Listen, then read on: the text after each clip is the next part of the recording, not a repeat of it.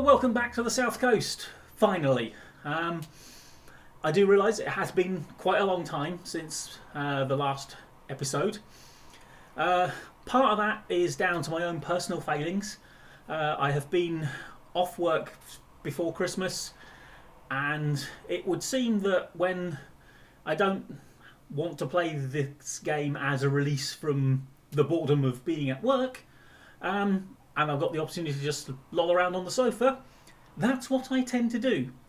I have also been away for a few days over Christmas and couldn't have recorded if I wanted to, so a little bit of an excuse. All of which doesn't say a great deal for my prospects of ever making a career out of this, does it really? If, I can't be bothered to do this when it's all I've got to do. But anyway, moving on.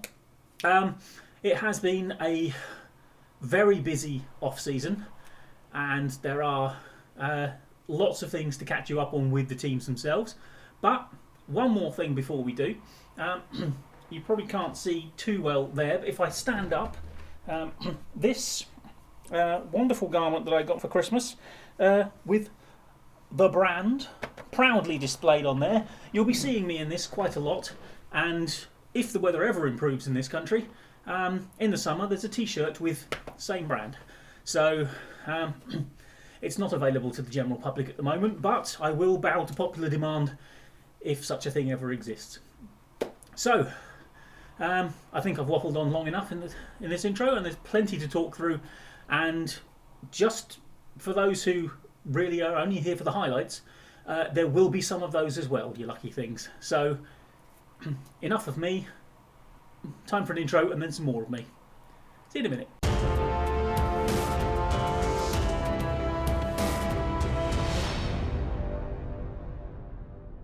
Right, as you can see from the screen, we have been active.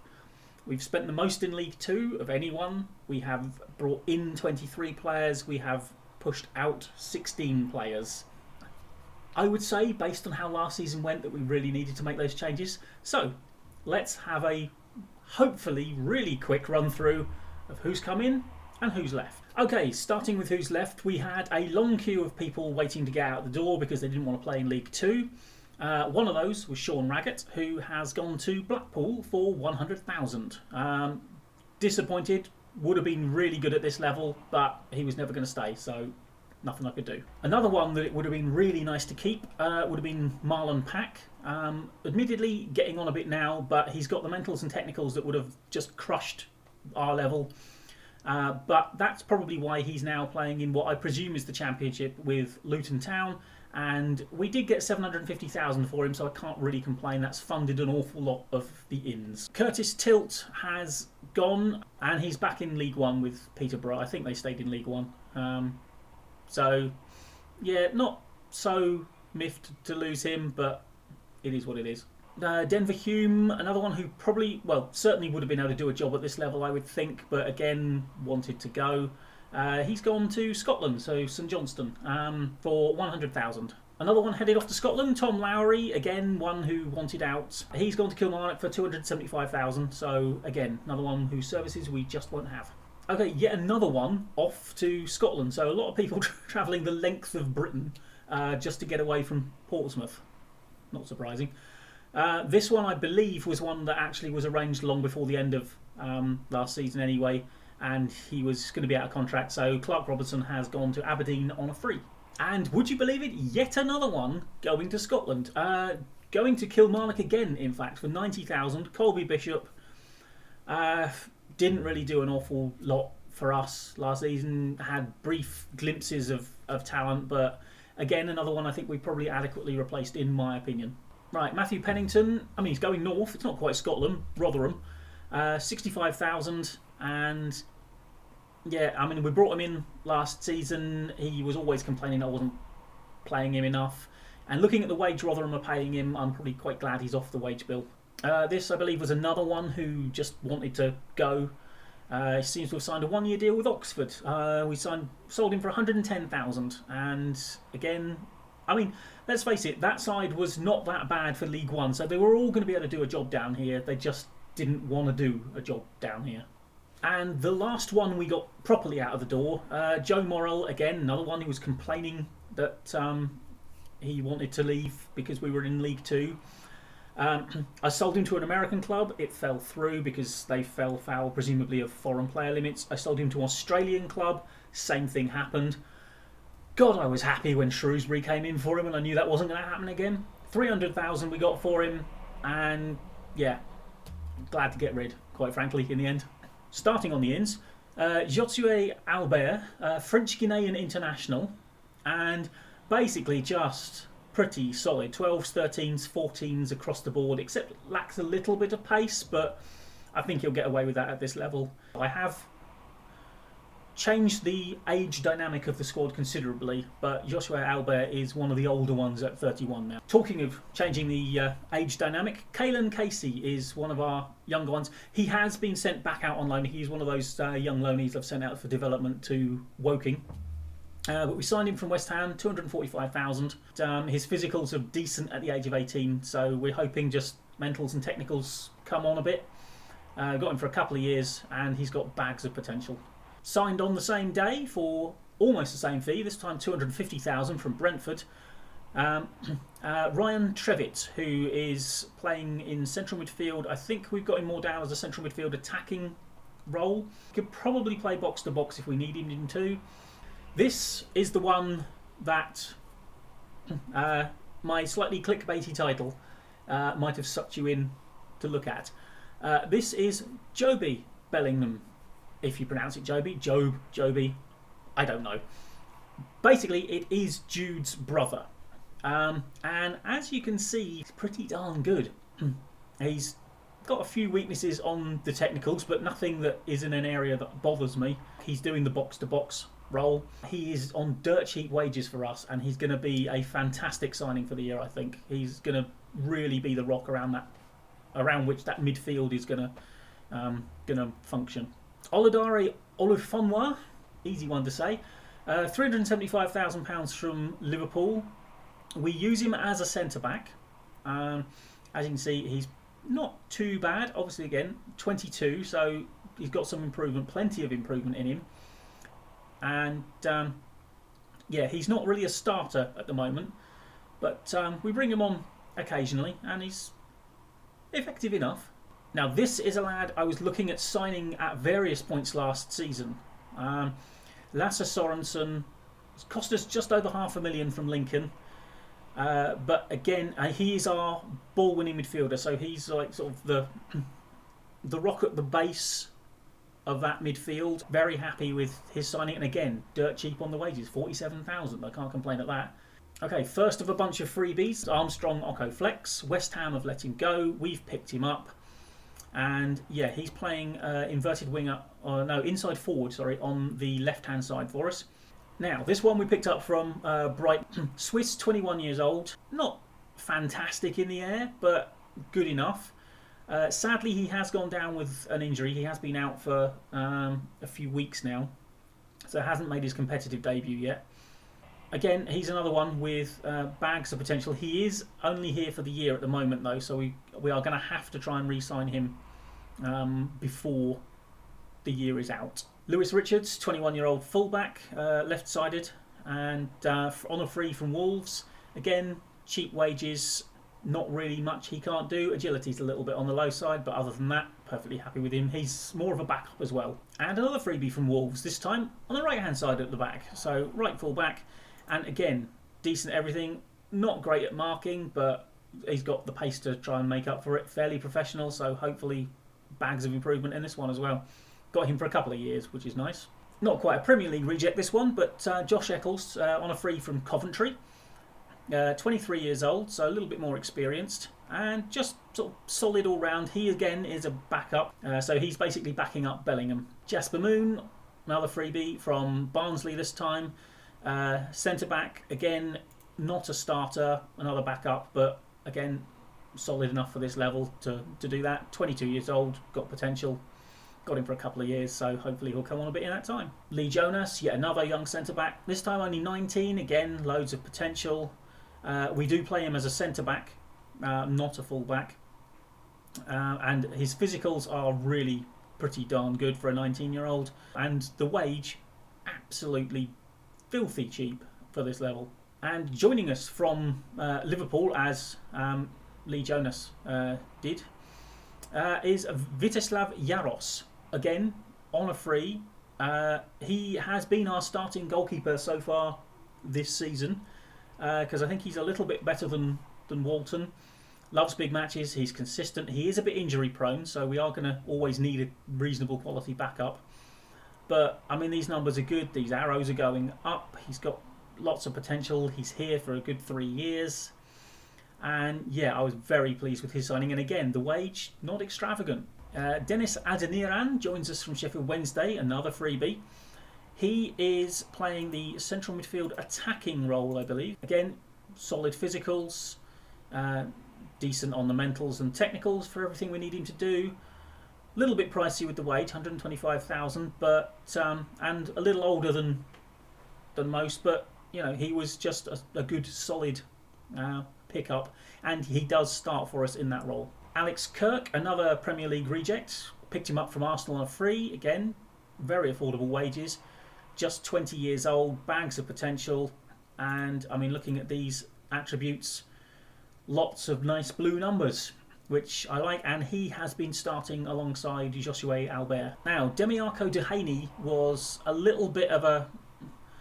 He just sort of like popped up on my radar, and I kind of thought I had my right backs, and then I sort of saw him, and he was much better than what we really had there. But another good League One quality player playing for us in League Two, hence the more expensive wage.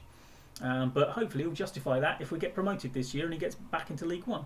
Callum Hendry, we paid 85,000 for from Salford. The main reason we've got him is because Tolaj went down with that injury, and I really needed someone other than Matt Smith, who, bless him, is an absolute beast in the air, but basically can't move. So Callum Hendry is here and has made a decent start to the season. I'm not quite sure whether he's our first choice or Georgie Kelly, who was here last year. They'll sort of like vie for it, with Tolaj getting a little bit of game time. Poor old Matt Smith, who is club captain, basically is not going to play. This is another loanee. He's here from Manchester City, and basically it was just too good a possibility to turn down. I mean, it says he's only League Two standard. He hasn't played that much because we're kind of sort of like easing him in and trying to get his sharpness up. But yeah, obviously he's got bags of potential being a City sort of youngster. He's only 21 and nice and pacey, does everything we want him to. So I'm looking forward to some good performances from him this season.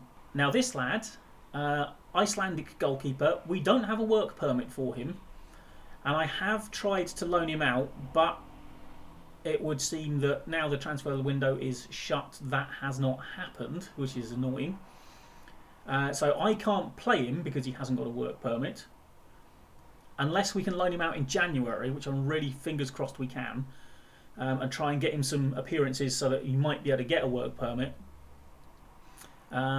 Then we're going to have to sort of keep an eye on this one and try and work him on, because he's got such a lot of potential, which is why I'm annoyed he didn't get a work permit, because of that huge potential that he has got.